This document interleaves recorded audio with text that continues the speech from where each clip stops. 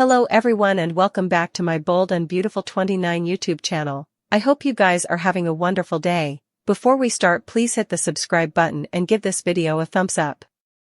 Taylor will make embroiling discovery while Sheila spreads huge news. Carter will also deliver a plea to Hope.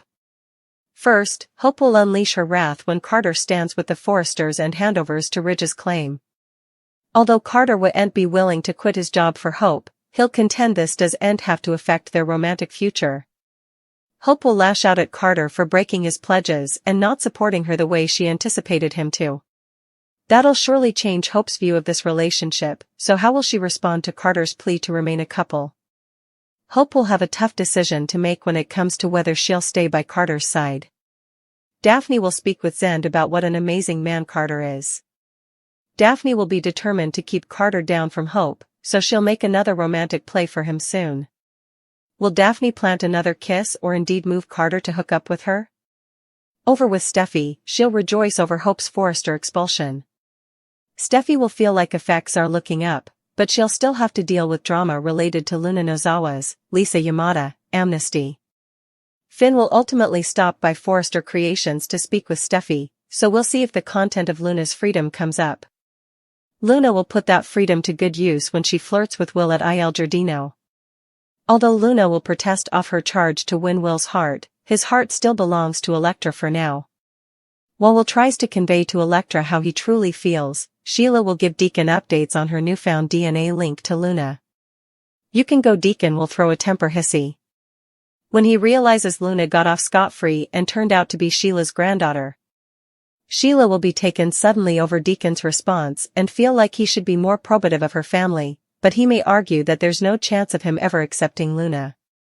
On another note, Taylor's about to make a discovery that's sure to leave her mealy as well. When Taylor finds Brook soliciting Ridge to reunite, she clearly wouldn't authorize. Still, Ridge will have to figure out which woman he wants as his romantic mate. Brook will hold out stopgap that Ridge will choose her now that all the Forrester Creations bouleversement is over, but Ridge seems poised to pick Taylor rather. We should also mention an instigative each womanish occasion is coming up to celebrate Women's History Month, so Hope, Brook, Steffi, Taylor, Katie, and Donna will all be stressed. Heather Tom played a big part in multiple aspects of this occasion since she wrote it, directed it, and starred in it, so be sure to tune in on March 27th. That occasion's content will concentrate on maters and daughters, so it may bring the Brook and Hope showdown. Brook will give Hope some tough love and make some prognostications about Hope facing further heartbreak unless she learns how to take responsibility. This might be a good time for them to reassess who they're treating everyone from the outside in. That's because it seems like the Forrester family is treating everyone like dirt recently. Keep reading below for everything you need to know. The only people who were agitated about getting the Forrester Creations company back were Eric, Ridge, Steffi, and Taylor. Not only that, but it also seems like everyone that they formerly loved has been pushed down or left for greener ranges. This is substantially because the Forresters keep treating everyone like they're beneath them. It goes without saying that the internet clearly did have a lot to say about the matter. Some have indeed reflected with, Eric has come a wimp, where's his woman? Donna? Ridge is busy playing clunk pong match between Brook and Taylor. RJ isn't indeed mentioned. Thomas is in Paris with Paris, where's he when his family needs him? When Eric, Ridge, and Steffi lost control of Forrester, where was Thorne, Felicia, and Christine to help out Eric their pater? Another addict wrote, Rick, Thomas, and Thorne were all Ridge's nemesis or not perfect for a while. They had layers.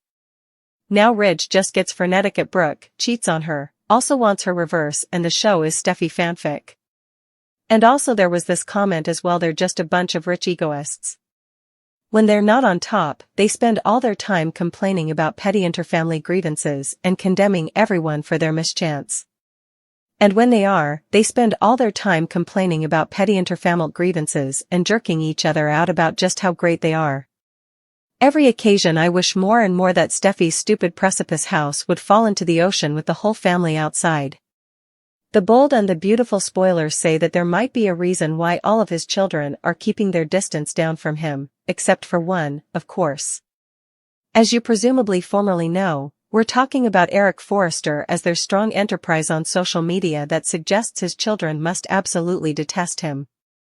That's because the only bone that seems to have stuck around in this fictional city of Los Angeles is Ridge Forrester.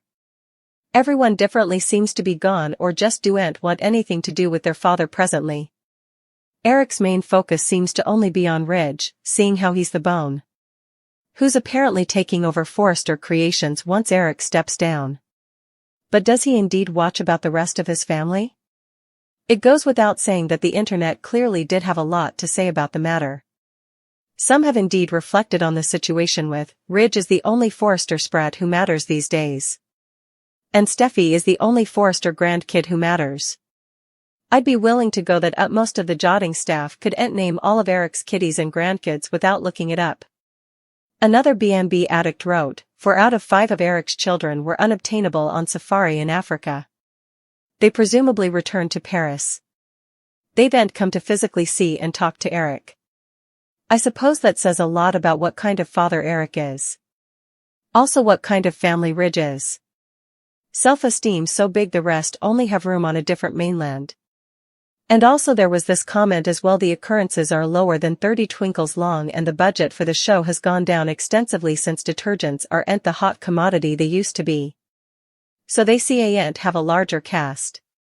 Not enough time or plutocrat for it.